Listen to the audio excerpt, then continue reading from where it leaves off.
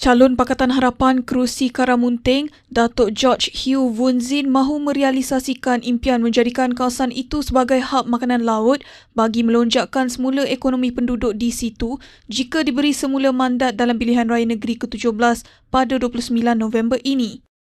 Berkongsi vizi itu, Wunzin berkata beliau bersama Ahli Parlimen Batu Sapi, Datuk Khairul Firdaus Akbar Han sudah melakukan beberapa siri perbincangan dan melaksanakan usaha awal untuk mencapai hasrat itu termasuk menaik taraf pasar Karamunting selain membina jeti nelayan baru.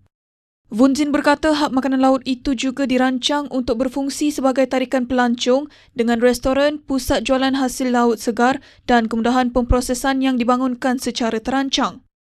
Katanya semua kapal nelayan kecil yang berlabuh di jeti itu nanti boleh memasarkan terus hasil laut kepada pemborong sekaligus menarik lebih ramai pelancong ke sandakan untuk menikmati makanan laut segar.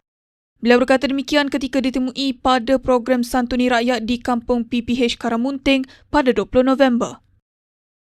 Okey, seperti Karamunting ini dalam 70-an, 80-an, ini tempat memang maju.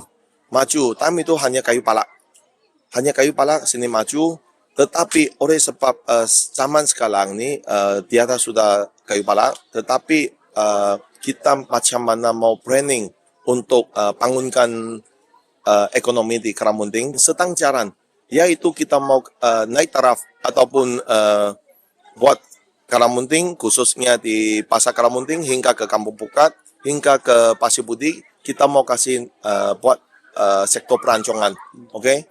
Dan selain pada itu, saya mau buat satu seafood hub di Karamunting ini supaya nelayan-nelayan di Siling Laut ataupun di kawasan ini mereka dapat hasil dan boleh mereka dapat pendapatan yang mereka senang. Sebab kita pun tahu Karamunting sama Batu Sapi Side kebanyakan ini nelayan kecil. Sekarang bila kita buat begitu, dalam masa yang future, mereka punya pendapatan ini akan meningkat.